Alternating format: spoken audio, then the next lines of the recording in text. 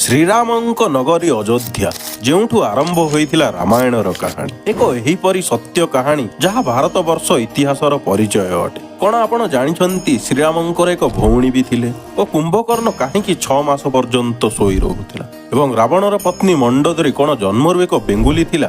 ଅଯୋଧ୍ୟାରୁ ନେଇ ଚିତ୍ରକୂଟ ପର୍ଯ୍ୟନ୍ତ, ରାମେଶ୍ୱରରୁ ନେଇ ଲଙ୍କା ପର୍ଯ୍ୟନ୍ତ ସବୁ ଜାଗାରେ ରାମାୟଣର କାହାଣୀ, ଯାହାକୁ ଏହି ଜଗତ ବହୁତ ପୁରୁଣା କାଳରୁ ଶୁଣି ଆସୁଛି, ଯେଉଁଥିରେ ଅନେକ ଚରିତ୍ର ଉପସ୍ଥିତ ଅଛି।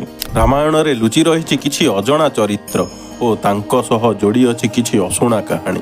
ଏହି ଭିଡିଓରେ ଆମେ ଶୁଣିବା ତାଙ୍କର କାହାଣୀ। ଭିଡିଓଟି ଭଲ ଲାଗିଲେ ଗୋଟେ ଲାଇକ୍ କରି ଚ୍ୟାନେଲକୁ ସବସ୍କ୍ରାଇବ କରିଦେବେ। କମେଣ୍ଟରେ ଜୟ ଶ୍ରୀରାମ ନିଶ୍ଚୟ ଲେଖିବେ। ଋଷି ବିଶ୍ରବା ଓ ରାକ୍ଷସୀ କେଇକେୟୀଙ୍କର ସବୁଠାରୁ ଛୋଟ ପୁତ୍ରୀ ଏବଂ ରାବଣର ଭଉଣୀ ମୀନାକ୍ଷୀ, ଯାହାକୁ ଆଗକୁ ଯାଇ ଶୂର୍ପଣେଖା ନାମରେ ଜଣାଗଲା। ଶୂର୍ପଣେଖା ମାନେ ଲମ୍ବା ତୀକ୍ଷ୍ଣ ନଖବାଲି। ଆମେ ସବୁବେଳେ ଶୁଣିଛେ ଯେ ଶୂର୍ପଣେଖା ଶ୍ରୀରାମ ଓ ଲକ୍ଷ୍ମଣଙ୍କୁ ଦେଖି ତାଙ୍କ ଆଡ଼େ ଆକର୍ଷିତ ହୋଇଗଲା, କିନ୍ତୁ ରାମାୟଣର କିଛି ଅନ୍ୟ ଗ୍ରନ୍ଥ ଅନୁସାରେ ଏହି ଆକର୍ଷଣ ପଛରେ ଲୁଚି ରହିଥିଲା ପ୍ରତିଶୋଧର ଜ୍ୱାଳା, ଯାହା ଶୂର୍ପଣେଖା ରାବଣ ଠାରୁ ନେବାକୁ ଚାହୁଁଥିଲା। ଏମିତି କଣ ହେଲା? ଶୂର୍ପଣେଖା ନିଜ ଭାଇ ବିରୁଦ୍ଧରେ ହିଁ ଚାଲିଗଲା। ଯେତେବେଳେ ଶୂର୍ପଣେଖା ଜବାନ ହେଲା ତ ରାକ୍ଷସ ଦୁଷ୍ଟ ବୁଦ୍ଧିକୁ ପ୍ରେମ କରି ବସିଲା। ଦୁଷ୍ଟ ବୁଦ୍ଧି କାଳକେୟ ଦାନବଙ୍କର ରାଜା ଥିଲା। ଏହି ଦୁଇ ଜଣ ଘର ଛାଡ଼ି ବିବାହ କରି ନେଇଥିଲେ। ଏହି କଥା ଯେତେବେଳେ ରାବଣକୁ ଜଣା ପଡ଼ିଲା, ସେ କ୍ରୋଧରେ ଜଳି ଉଠିଲା, କାରଣ ପୁରୁଣା କାଳରୁ ଦାନବ ଓ ଅସୁରମାନଙ୍କ ମଧ୍ୟରେ ଶତ୍ରୁତା ଚାଲି ଆସୁଥିଲା। ରାବଣ ଆଶ୍ଚର୍ଯ୍ୟରେ ଥିଲା, ଶେଷରେ ଦୁଷ୍ଟବୁଦ୍ଧି ଦାନବଙ୍କ ରାଜା ହୋଇକି ବି ଶୂର୍ପଣେଖା ସହ କିପରି ବିବାହ କରିପାରିବ। କିନ୍ତୁ ଦୁଷ୍ଟବୁଦ୍ଧି ଶୂର୍ପଣେଖାକୁ ନିଜର କରି ରାବଣର ମୃତ୍ୟୁର ଷଡ଼ଯନ୍ତ୍ର ରଚୁଥିଲା। ଏହା ଜାଣିବା ମାତ୍ରେ ରାବଣ ଦୁଷ୍ଟବୁଦ୍ଧି ରାକ୍ଷସର ରାଜ୍ୟ ଉପରେ ଆକ୍ରମଣ କରିଦେଲା ଏବଂ ତାର ହତ୍ୟା କରିଦେଲା। ନିଜ ସ୍ୱାମୀର ମୃତ୍ୟୁ ହେବା ପରେ ଶୂର୍ପଣେଖା ବହୁତ ଦୁଃଖିତ ହୋଇଗଲା ଏବଂ ଏହି କାରଣରୁ ତାର ମନରେ ନିଜ ଭାଇ ରାବଣ ପ୍ରତି ଘୃଣା ବଢ଼ିବାକୁ ଲାଗିଲା। ଏହା ହିଁ କାରଣ ଥିଲା କି ଶୂର୍ପଣେଖା ନିଜ ଭାଇ ମନରେ ମାତା ସୀତାଙ୍କୁ ପାଇବାର ଆଶାକୁ ବଢ଼ାଇଥିଲା ଏବଂ ରାବଣ ଓ ତାର ପରିବାରର ବିନାଶ ହେବା ପରେ ଶୂର୍ପଣେଖା ନିଜ ସ୍ୱାମୀର ମୃତ୍ୟୁର ପ୍ରତିଶୋଧ ପୂରଣ କରିଥିଲା। ରାମାୟଣରେ ଶୂର୍ପଣେଖାର କାହାଣୀ ସୀତାମାତାଙ୍କର ଅପହରଣ ପୂର୍ବରୁ ହିଁ ଶେଷ ହୋଇଯାଇଥାନ୍ତା, କିନ୍ତୁ ଶ୍ରୀରାମ ଓ ରାବଣକୁ ସାମ୍ନାସାମ୍ନି ଠିଆ କରିବାରେ ଶୂର୍ପଣେଖାର ବହୁତ ବଡ଼ ଭୂମିକା ରହିଥିଲା। ନାହିଁ ସେ ରାବଣର ସମ୍ମୁଖରେ ଯାଇ ସୀତାମାତାଙ୍କର ସୁନ୍ଦରତାର ଗୁଣଗାନ କରିଥାନ୍ତା, ନାହିଁ ସୀତାଙ୍କର ଅପହରଣ ହେଇଥାନ୍ତା, ନାହିଁ ଲଙ୍କାରେ ଏହି ଭୀଷଣ ଯୁଦ୍ଧ ହୋଇଥାନ୍ତା। କୁମ୍ଭକର୍ଣ୍ଣ ରାମାୟଣ କାଳର ଏକ ଏହିପରି ରାକ୍ଷସ। ରାବଣର ଛୋଟ ଭାଇ କୁମ୍ଭକର୍ଣ୍ଣ 6 ମାସ ପର୍ଯ୍ୟନ୍ତ କାହିଁକି ଶୋଇ ରହୁଥିଲା? ଏହାର କାରଣ ଥିଲା ଗୋଟିଏ ଅଭିଶାପ। ବାଲ୍ମୀକି ରାମାୟଣର ଉତ୍ତରକାଣ୍ଡ ଅନୁସାରେ ଜନ୍ମ ହେବା ମାତ୍ରେ ହିଁ କୁମ୍ଭକର୍ଣ୍ଣ ସଂସାରରେ ହଇଚଇ ସୃଷ୍ଟି କରିଦେଇଥିଲା। ସେ ପ୍ରତ୍ୟେକ ଦିନ 1000ରୁ ବି ଅଧିକ ଜୀବଜନ୍ତୁକୁ ଖାଇଯାଉଥିଲା। ଯେତେବେଳେ ଦେବରାଜ ଇନ୍ଦ୍ରଙ୍କୁ ଏହି କଥା ଜଣାପଡ଼ିଲା ତ ସେ କୁମ୍ଭକର୍ଣ୍ଣକୁ ଉଚିତ ଶାସ୍ତି ଦେବାକୁ ପହଞ୍ଚିଲେ, କିନ୍ତୁ କୁମ୍ଭକର୍ଣ୍ଣ ଏତେ ବିଶାଳକାୟ ଥିଲା କି ସେ ଇନ୍ଦ୍ରଙ୍କ ବାହନ ଐରାବତଙ୍କର ଦାନ୍ତ ଭାଙ୍ଗି ଇନ୍ଦ୍ରଙ୍କ ଉପରେ ହିଁ ଆକ୍ରମଣ କରିଥିଲା। ଏହି କଥାକୁ ଆଧାର କରି ଦେବରାଜ ଇନ୍ଦ୍ର ସବୁ ଦେବତାଙ୍କୁ ନେଇ ବ୍ରହ୍ମାଙ୍କ ପାଖରେ ପହଞ୍ଚିଲେ।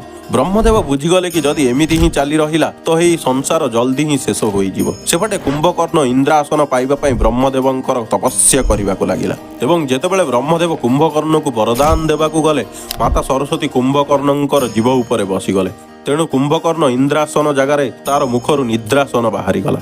ବ୍ରହ୍ମଦେବ ତାକୁ ବରଦାନରେ ତୁମେ ଏକ ମୃତ୍ୟୁ ବ୍ୟକ୍ତି ଭଳି ସର୍ବଦା ଶୋଇ ରହିବ କହି ବରଦାନ ଦେଇଦେଲେ। ଯେତେବେଳେ ଏହି କଥା ରାବଣକୁ ଜଣା ପଡ଼ିଲା, ସେ ବ୍ରହ୍ମଦେବଙ୍କ ପାଖରେ ପହଞ୍ଚିଲା ଆଉ ସେ ବ୍ରହ୍ମଦେବଙ୍କୁ କୁମ୍ଭକର୍ଣ୍ଣର ଏହି ଅଭିଶାପଜାତ ବରଦାନକୁ କମ୍ କରିବା ପାଇଁ ନିବେଦନ କରିବାକୁ ଲାଗିଲେ। ବ୍ରହ୍ମଦେବ ମାନିଗଲେ ଆଉ ଏହି ଅଭିଶାପକୁ 6 ମାସ ପର୍ଯ୍ୟନ୍ତ କମ୍ କରିଦେଲେ। ସେଥିପାଇଁ 6 ମାସ ଶୋଇବା ପରେ କୁମ୍ଭକର୍ଣ୍ଣ ଗୋଟିଏ ଦିନ ପାଇଁ ଉଠୁଥିଲା ଏବଂ ସେହି ପର୍ଯ୍ୟନ୍ତ ଖାଉଥିଲା ଯେ ପର୍ଯ୍ୟନ୍ତ ତାର ଭୋକ ଶାନ୍ତ ହେଉନଥିଲା। ପୁଣି 6 ମାସ ପର୍ଯ୍ୟନ୍ତ ଘୋର ନିଦ୍ରାରେ ଶୋଇଯାଉଥିଲା। କୁମ୍ଭକର୍ଣ୍ଣ ବହୁତ ସାରା ଶକ୍ତି ସହ ଜନ୍ମ ହୋଇଥିଲା, କିନ୍ତୁ ନିଜ ଶକ୍ତିର ଦୁର୍ବ୍ୟବହାର କରିବାରୁ ସେ କେବଳ ଏକ ଏହିପରି ରାକ୍ଷସ ହୋଇ ରହିଗଲା, ଯାହାର ଉଦାହରଣ ଆଜି କେବଳ ଏକ ଅଳସୁଆ ମଣିଷ ରୂପରେ ଦିଆଯାଏ। ଭିଡିଓଟି ଭଲ ଲାଗୁଥିଲେ ଗୋଟେ ଲାଇକ୍ କରି ଚ୍ୟାନେଲକୁ ସବସ୍କ୍ରାଇବ କରନ୍ତୁ।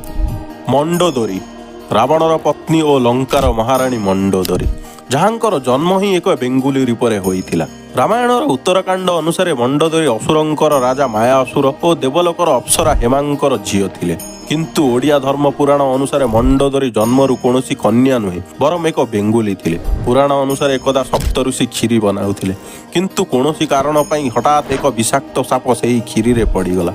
ଋଷିମାନେ ସେହି ସାପକୁ ଦେଖିନଥିଲେ, କିନ୍ତୁ ସେଠାରେ ବସିଥିବା ଏକ ବେଙ୍ଗୁଲି ଏହି ସବୁ ଘଟଣାକୁ ଦେଖୁଥିଲା। ଆଉ ଯେମିତି ହିଁ ଋଷିମାନେ କ୍ଷୀରି ନେବାକୁ ଗଲେ, ସେହି ସମୟରେ ବେଙ୍ଗୁଲିଟି ସେହି କ୍ଷୀରି ହାଣ୍ଡି ଭିତରକୁ ଡେଇଁ ପଡ଼ିଲା। ଏହା ଦେଖି ଋଷିମାନେ ବହୁତ କ୍ରୋଧିତ ହୋଇଗଲେ, କିନ୍ତୁ ସେମାନେ ଆଉ ଏବେ ଅଭିଶାପ ବି ଦେଇପାରିବେନି, କାରଣ ବେଙ୍ଗୁଲିଟିର ମୃତ୍ୟୁ ହୋଇଯାଇଥିଲା। ऋषिमाने ସେହି କ୍ଷୀରିକୁ ଫୋପାଡ଼ି ଦେଲେ, କିନ୍ତୁ କ୍ଷୀରିକୁ ଫୋପାଡ଼ିଲା ବେଳକୁ ଦେଖିଲେ କି କ୍ଷୀରିରେ ତ ଗୋଟିଏ ସାପ ପୂର୍ବରୁ ହିଁ ପଡ଼ିଛି। ଏହା ଦେଖି ସେ ବୁଝିଗଲେ କି ବେଙ୍ଗୁଲିଟି ଆମର ଜୀବନ ବଞ୍ଚାଇବା ପାଇଁ ନିଜର ପ୍ରାଣ ତ୍ୟାଗ କରିଦେଲା। ବେଙ୍ଗୁଲିର ଏହି ଉଦାରତାକୁ ଦେଖି ଋଷି, ଯାହାଙ୍କର ନାମ ମନ୍ଦାର ଓ ଉଦାର ଓ ଅନ୍ୟ ଋଷିମାନେ ମିଶି ତାଙ୍କୁ ଜୀବିତ କରିଦେଲେ। କିନ୍ତୁ ଏଥର ସେହି ବେଙ୍ଗୁଲିକୁ ଏକ ସୁନ୍ଦର କନ୍ୟାର ଶରୀର ପ୍ରଦାନ କରିଲେ ଏବଂ ନାମ ରଖିଲେ ବେଙ୍ଗବତୀ। ବେଙ୍ଗବତୀଙ୍କର ସୁନ୍ଦରତାର ଚର୍ଚ୍ଚା ଚାରିଆଡ଼େ ହେବାକୁ ଲାଗିଲା। ଆଉ ତାକୁ ପାଇବା ପାଇଁ କିଷ୍କିନ୍ଧାର ରାଜା ବାଳି ଓ ଲଙ୍କାର ରାଜା ରାବଣ ଦୁଇ ଜଣ ନିଜର ସମ୍ପୂର୍ଣ୍ଣ ବଳ ସହ ନିଜ ଆଡ଼େ ଟାଣିବାକୁ ଲାଗିଲେ। ରାବଣ ଓ ବାଳି ଦୁଇ ଜଣ ବହୁତ ଶକ୍ତିଶାଳୀ ଥିଲେ। ଆପଣ ହିଁ ଚିନ୍ତା କରନ୍ତୁ ତାଙ୍କର ବଳ କେତେ ଅଧିକା ହୋଇଥିବ। ଆଉ ଏହି ଟଣାଟଣିରେ ବେଙ୍ଗବତୀଙ୍କର କୋମଳ ଶରୀର ମଝିରୁ ଚିରିଗଲା, ତାର ଶରୀର ଦୁଇ ଫାଳ ହୋଇଗଲା। ସେତେବେଳେ ଯମରାଜ ଓ ବାୟୁଦେବ ମିଶି ତାର ଶରୀରକୁ ପୁଣି ଯୋଡ଼ିଥିଲେ ଏବଂ ଏହା ପରେ ଋଷି ମନ୍ଦାର ଓ ଉଦାରଙ୍କ ନାମକୁ ମିଶାଇ ତାଙ୍କର ନାମ ହେଲା ମଣ୍ଡୋଦରୀ। ଆମ ପୁରାଣରେ ମଣ୍ଡୋଦରୀଙ୍କୁ 5 କନ୍ୟାମାନଙ୍କ ମଧ୍ୟରୁ ଗୋଟିଏ ବୋଲି କୁହାଯାଏ। 5 କନ୍ୟା ଦ୍ରୌପଦୀ, କୁନ୍ତୀ, ଅହଲ୍ୟା, ମଣ୍ଡୋଦରୀ ଓ ତାରା। ଏହିପରି 5 ମହିଳା ଯାହାଙ୍କୁ ଆମ ପୁରାଣରେ ବହୁତ ସମ୍ମାନ ଦିଆଯାଏ। ଅବଶ୍ୟ ମଣ୍ଡୋଦରୀ ଏକ ରାକ୍ଷସର ପତ୍ନୀ ଥିଲେ, ତଥାପି ସେ କେବେ ଭଲ ମାର୍ଗ ଛାଡ଼ି ନଥିଲେ। ସେ ସର୍ବଦା ରାବଣକୁ ବୁଝେଇଥିଲେ ନିଜର ଜିଦ୍ ଛାଡ଼ି ମାତା ସୀତାଙ୍କୁ ମୁକ୍ତ କରିଦିଅ, କାରଣ ସେ ଜାଣିଥିଲେ ରାବଣ ଯେତେ ବି ଶକ୍ତିଶାଳୀ ହେଉନା କାହିଁକି ସେ ଶ୍ରୀରାମଙ୍କ ଠାରୁ ଜିତି ପାରିବନି। ତଥାପି ରାବଣ ନିଜ ଜିଦ୍ରେ ରହିଲା, ଆଉ ତାର ଏହି ଜିଦ୍ ହିଁ ତାର ମୃତ୍ୟୁର କାରଣ ହୋଇଥିଲା। ଶାନ୍ତା ଏହି ସମ୍ପୂର୍ଣ୍ଣ ସଂସାର ପ୍ରଭୁ ଶ୍ରୀରାମଙ୍କୁ ରାଜା ଦଶରଥଙ୍କର ବଡ଼ ପୁତ୍ର ଭାବେ ଜାଣିଛି। କିନ୍ତୁ ଶ୍ରୀରାମଙ୍କ ପୂର୍ବରୁ ବି ରାଜା ଦଶରଥଙ୍କର ଏକ ପୁତ୍ରୀ ଥିଲେ, ଯାହାଙ୍କର ନାମ ରାମାୟଣରେ ତ ଅଛି, କିନ୍ତୁ ବହୁତ ଲୋକ ତାଙ୍କ ବିଷୟରେ ଜାଣିନାହାନ୍ତି। ରାଜା ଦଶରଥ ଓ ମାତା କୌଶଲ୍ୟାଙ୍କର ପ୍ରଥମ ପୁତ୍ରୀ ଓ ଶ୍ରୀରାମଙ୍କର ବଡ଼ ଭଉଣୀ ଶାନ୍ତା। କିନ୍ତୁ ତାଙ୍କର ନାମ ରାମାୟଣରେ ଏତେ ମହତ୍ତ୍ୱପୂର୍ଣ୍ଣ ହେବା ସତ୍ତ୍ୱେ କାହିଁକି ହଜିଗଲା? ବାଲ୍ମୀକି ରାମାୟଣର ବାଲକାଣ୍ଡ ଅନୁସାରେ ଏକଦା ଅଙ୍ଗଦ ଦେଶର ରାଜା ରୋମପଦ ଓ ତାଙ୍କର ପତ୍ନୀ ବର୍ଷିଣୀ ଅଯୋଧ୍ୟାରେ ପହଞ୍ଚିଲେ। ରୋମପଦ ରାଜା ଦଶରଥଙ୍କର ଘନିଷ୍ଠ ମିତ୍ର ଥିଲେ ଓ ବର୍ଷିଣୀ ମାତା କୌଶଲ୍ୟାଙ୍କର ବଡ଼ ଭଉଣୀ ଥିଲେ। ହସ ହସରେ ବର୍ଷିଣୀ ରାଜା ଦଶରଥଙ୍କୁ ତାଙ୍କର ପୁତ୍ରୀକୁ ମାଗିଦେଲେ, କାରଣ ତାଙ୍କର କୌଣସି ସନ୍ତାନ ନଥିଲେ। ରାଜା ଦଶରଥ ତାଙ୍କର ଏହି ଦୁଃଖ ବୁଝିଥିଲେ, ସେଥିପାଇଁ ସେ ଏହି କଥାକୁ ସ୍ୱୀକାର କରି ନିଜ ପୁତ୍ରୀ ଶାନ୍ତାଙ୍କୁ ପୋଷ୍ୟ ସନ୍ତାନ ରୂପେ ଦେଇଦେବାକୁ ବଚନ ଦେଇଦେଲେ। ଆଉ ଯେହେତୁ ରଘୁକୁଳ ରୀତ ସଦା ଚାଲି ଆଏ, ପ୍ରାଣ ଯାଏ ପର ବଚନ ନ ଯାଏ, ତେଣୁ ରାଜା ଦଶରଥ ନିଜ ପ୍ରାଣରୁ ଅଧିକା ଭଲ ପାଉଥିବା ପୁତ୍ରୀ ଶାନ୍ତାଙ୍କୁ ରାଜା ରୋମପଦଙ୍କୁ ଦେଇଦେଲେ। ରାଜା ରୋମପଦ ଶାନ୍ତାଙ୍କୁ ବହୁତ ସ୍ନେହ କରୁଥିଲେ। ଏକଦା ସେ ଶାନ୍ତାଙ୍କ ସହ କଥା ହେବାରେ ଏତେ ମଜି ଯାଇଥିଲେ କି ତାଙ୍କ ଦ୍ୱାର ପାଖକୁ ଆସିଥିବା ଏକ ବ୍ରାହ୍ମଣକୁ ସେ ଅଣଦେଖା କରିଦେଲେ। ସେହି ବ୍ରାହ୍ମଣ ଇନ୍ଦ୍ରଙ୍କର ଭକ୍ତ ଥିଲା। ତାଙ୍କର ଏହି ଅପମାନ କାରଣରୁ ଇନ୍ଦ୍ରଦେବ ବହୁତ କ୍ରୋଧିତ ହୋଇଗଲେ, ଆଉ ସେ ରୋମପଦଙ୍କୁ ଦଣ୍ଡ ଦେବାକୁ ନିର୍ଣ୍ଣୟ କରିଲେ। କିଛି ସମୟ ପରେ ଅଙ୍ଗଦ ଦେଶରେ ଭୟଙ୍କର ମରୁଡ଼ି ପଡ଼ିଲା। ମରୁଡ଼ିରୁ ରକ୍ଷା ପାଇଁ ଆଉ ଇନ୍ଦ୍ରଙ୍କୁ ଖୁସି କରିବା ପାଇଁ ରାଜା ରୋମପଦ ଋଷି ସିଂହୀଙ୍କୁ ଯଜ୍ଞ ପାଇଁ ଆମନ୍ତ୍ରଣ କରିଲେ। ଯଜ୍ଞ ପରେ ଅଙ୍ଗଦ ଦେଶର ମରୁଡ଼ି ସମାପ୍ତ ହୋଇଗଲା। ସମସ୍ତେ ଏଥିପାଇଁ ଋଷି ସିଂହୀଙ୍କ ଆଭାର ରହିଲେ, ଆଉ ତାଙ୍କୁ ସମ୍ମାନିତ କରିବା ପାଇଁ ଶାନ୍ତାଙ୍କ ବିବାହ ଋଷି ସିଂହୀଙ୍କ ସହ କରାଇଦେଲେ। ଏହାପରେ ଆଗକୁ ଯାଇ ଏହି ଋଷିଙ୍କ ଦ୍ୱାରା କରାଯାଇଥିବା ଯଜ୍ଞ ସାହାଯ୍ୟରେ ଶ୍ରୀରାମ, ଲକ୍ଷ୍ମଣ, ଭରତ ଓ ଶତ୍ରୁଘ୍ନ ଜନ୍ମ ହୋଇଥିଲେ।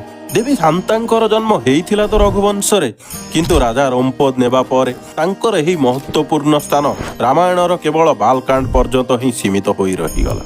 ଲକ୍ଷ୍ମଣ ସ୍ୱାମୀ, ଯିଏ ନିଜର ସମ୍ପୂର୍ଣ୍ଣ ଜୀବନ ପ୍ରଭୁ ଶ୍ରୀରାମଙ୍କ ସେବାରେ ହିଁ ବିତେଇ ଦେଲେ, କିନ୍ତୁ ଶ୍ରୀରାମଙ୍କୁ ଦେଇଥିବା ଗୋଟିଏ ବଚନ କାରଣରୁ ତାଙ୍କୁ ଏହି ପୃଥିବୀ ପୃଷ୍ଠକୁ ଛାଡ଼ି ଜଳ ସମାଧି ନେବାକୁ ପଡ଼ିଲା। ପଦ୍ମ ପୁରାଣ ଅନୁସାରେ ବହୁ ବର୍ଷ ଅଯୋଧ୍ୟାରେ ଶାସନ କରିବା ପରେ ଗୋଟିଏ ଦିନ ଶ୍ରୀରାମଙ୍କ ଦ୍ୱାରକୁ ଏକ ସାଧୁ ଆସିଲେ।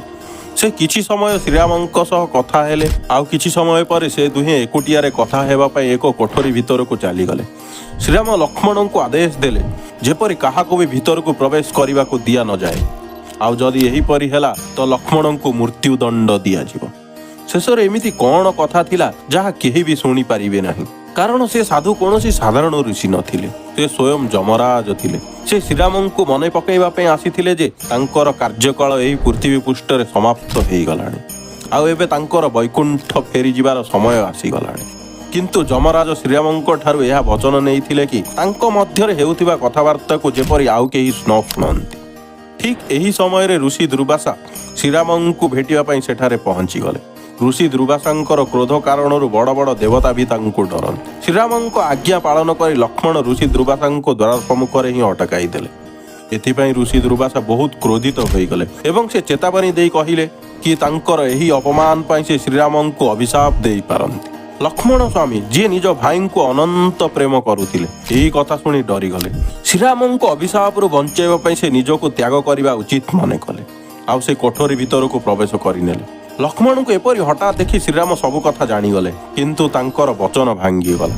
ଯମରାଜ ଶ୍ରୀରାମଙ୍କୁ କହିଲେ, ଲକ୍ଷ୍ମଣଙ୍କୁ ରାଜ୍ୟରୁ ବାହାର କରିଦିଅ, କାରଣ ଶ୍ରୀରାମଙ୍କ ଠାରୁ ଦୂରରେ ରହିବା ତାଙ୍କ ପାଇଁ କୌଣସି ମୃତ୍ୟୁ ଦଣ୍ଡ ଠାରୁ କମ୍ ନୁହେଁ।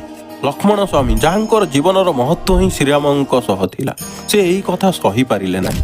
ଆଉ ସେ ତୁରନ୍ତ ସରି ଉନ୍ନତି ଯାଇ ଜଳ ସମାଧି ନେଇଗଲେ ଏବଂ ନିଜ ଶରୀରକୁ ତ୍ୟାଗ କରିଦେଲେ ଓ ବୈକୁଣ୍ଠରେ ଶେଷନାଗ ରୂପେ ରହି ନିଜ ପ୍ରଭୁଙ୍କର ଫେରିବା ବାଟକୁ ଅପେକ୍ଷା କରି ରହିଲେ। ଶ୍ରୀରାମଙ୍କ ପ୍ରତି ଲକ୍ଷ୍ମଣଙ୍କର ଏହି ପ୍ରେମ ଓ ଭକ୍ତି ହିଁ ତାଙ୍କୁ ଶ୍ରୀରାମଙ୍କ ସମାନ ବନେଇଥାଏ। ଏହା ଥିଲା କିଛି ଚରିତ୍ର ଓ ତାଙ୍କର କାହାଣୀ, ଯାହାଙ୍କ ବିଷୟରେ ରାମାୟଣରେ ଯାହା ବିସ୍ତୃତ ଭାବେ କିଛି ବର୍ଣ୍ଣନା କରାଯାଇ ନାହିଁ। ଯଦି ଆପଣମାନେ ବି କିଛି ଏହିପରି ଚରିତ୍ର ବିଷୟରେ ଜାଣିଛନ୍ତି, ତେବେ କମେଣ୍ଟରେ ନିଶ୍ଚୟ ଜଣାନ୍ତୁ। ଭିଡ଼ିଓଟି ଭଲ ଲାଗିଥିଲେ ଗୋଟେ ଲାଇକ୍ କରି ଚ୍ୟାନେଲକୁ ସବସ୍କ୍ରାଇବ୍ କରିଦିଅନ୍ତୁ। କମେଣ୍ଟରେ ଜୟ ଶ୍ରୀରାମ ନିଶ୍ଚୟ ଲେଖନ୍ତୁ। ରାମାୟଣର ଜୀବିତ ପ୍ରମାଣ ଦେଖିବାକୁ ଚାହୁଁଥିଲେ ଦିଆଯାଇଥିବା ଭିଡ଼ିଓ ଉପରେ କ୍ଲିକ୍ କରନ୍ତୁ ଏବଂ ଏହିପରି ରହସ୍ୟମୟ ତଥ୍ୟ ଜାଣିବା ପାଇଁ ଉତ୍କଳ ମୋଟିଭେସନକୁ ନିଶ୍ଚୟ ସବସ୍କ୍ରାଇବ୍ କରିଦିଅନ୍ତୁ। ଜୟ ଜଗନ୍ନାଥ।